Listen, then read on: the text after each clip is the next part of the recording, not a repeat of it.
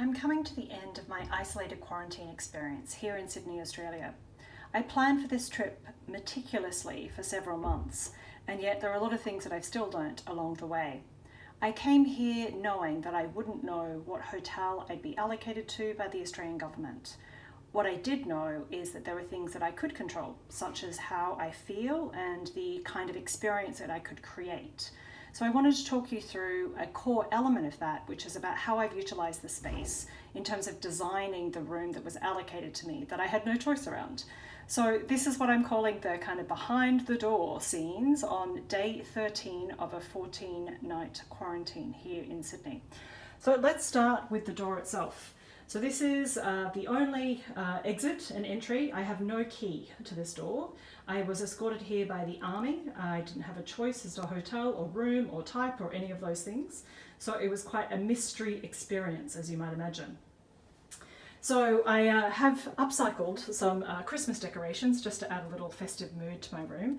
But the only reason I can open this door is when I have COVID tests and also to collect meals, which are delivered. Oh, I have a letter. That's unusual.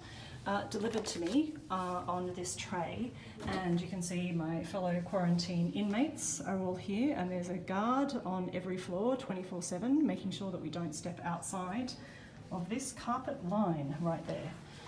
So I am staying at the Hilton Hotel, and I have to say they have been a phenomenal team. So I wrote this little message of thanks to them, I think maybe day 2, because it really has been quite an exceptional experience considering the unusual circumstances.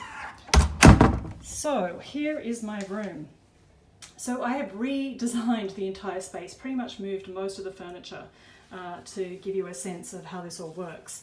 So I created zones effectively based on the experience that I learnt from a fantastic group of fellow quarantiners in Hong Kong, actually, from all the various trips and tips and experiences that they've shared. So I'm just going to literally walk you through how I've set things up. So this is the pantry normally. So I created this kind of into a kitchen space. Normally, of course, it's tea and coffee and things, which is absolutely the case. And upstairs here is where things get stored, but I turned that into a pantry for food. So I have lots of snacks and also leftover foods that were either delivered to me by friends or have been part of the meals that have been provided, which come 3 meals a day at dedicated times with no menu to choose from. There's a mini bar that was completely stripped bare when I came in. So I have used it for different types of drinks, as well as the celebration champagne that I'll be enjoying a little later today. So that's the mini bar. Over here is where normally you would put luggage, but I've utilised it really as my food and waste management kind of space because everything comes in a box each meal.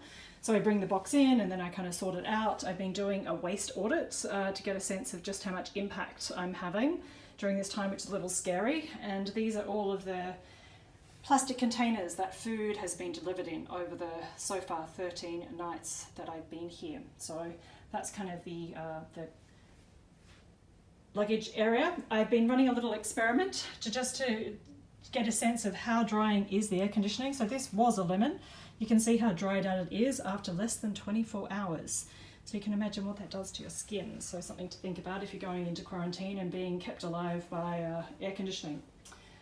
I set up a waste recycling section. So I have paper, plastic, as well as glass recycling sections allocated there. So hopefully that will be able to get sorted out when I leave and everything is proven COVID-free.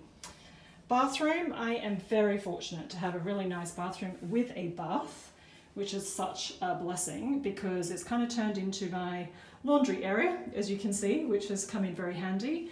I also have a shower unit and then a basin over here, which doubles as my kitchen because I have cleaned all my own cutlery and plates and glasses that I bought myself. The other cool thing that I did that has actually worked really well is I found all these flat trays in lots of different locations around the room, and so I have utilised them. So when I'm washing dishes and things, I can literally just slide this off, place it out of the way over in a different section, and then I can use it as a proper kitchen sink, and then place everything here, which is the cutlery and plates and everything that I bought myself.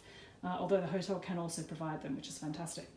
So then into the room. When I first arrived, the furniture was not set up like this, so I might shoot a video when I've packed a little later today to show you what the room looks like normally.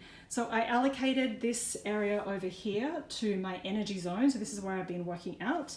So actually I have quite a bit of space because I removed all the furniture, and I have a yoga mat and also like a towel thing to stop getting all this carpet fluff everywhere. I have my iPad for workout videos as well as a whole range of different things, and I've shot a video about how to use that effectively. I also moved a little kind of table to the corner, and I use that as my kind of like snack and spa area. So I have water sources and delightful fresh fruit that my friends and family have delivered to me, as well as that lovely champagne that I'm going to be enjoying a little later today. By my bed, I have flowers always, and all of the scents that I love to add, which is a point of joy to me, as well as greenery into my space, and a really beautiful set of messages that friends and family have delivered off to me while I've been here. The bed I couldn't move, so it's kind of been fixed in the place, but I've moved it as far away from the window as I possibly can, so that I can utilize the two big beautiful window space as my primary living working area, if you like. The other thing that I've done is that I've used an ironing board extensively for lots of things. One way is when I want to be really productive, I actually set it up in this same space here as my working standing desk, and then I have an HDMI cable that I connect to the room TV to use it as a really big monitor. Otherwise, my standard productive space or working space is this desk here, which was originally on another part of the room altogether, and so that's been really, really functional. And I've been working on some upcycling projects. A friend delivered this mini fan to my room, which is such a delight because it creates a bit of breeze or a sense of breeze inside an otherwise still room. I have beautiful flowers and plants that friends and family have delivered, and I always have incense burning really in the room just to give it a freshness feel to it. Over here is my chillaxing zone, or what I call my joy space.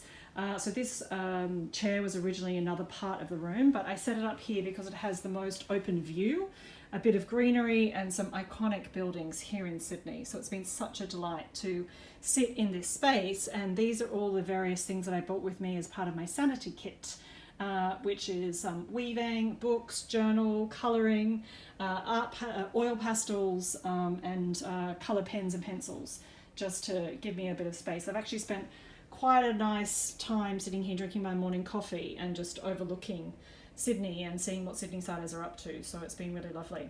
The only thing that I would really have loved was direct sunlight into this space. Sadly, I'm facing south-southwest, so I don't get any direct sunlight at all during the day. So I kind of watch the sunrise over between these two buildings. Over here is the sunrise, and that's Hyde Park over in the distance. And then sunset, I kind of have to lean right up against the glass and push my face up against the glass to be able to see it, which is kind of out of frame on the video, but that gives you a sense of, at least I have a beautiful open aspect, which helps enormously to feel that you're out of, not captive inside this glass space.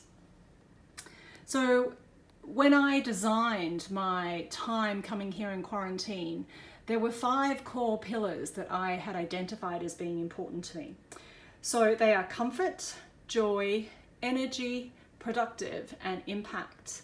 And I plan to record videos on each one of these elements to give you a sense of what that means for me, how I plan for it, what I brought with me, what I've learned along the way, and some what I hope to be very helpful suggestions for you as well to apply to what is a very unusual and unique traveling experience. So I hope you found that interesting, and you stay well, you stay positive, and test negative.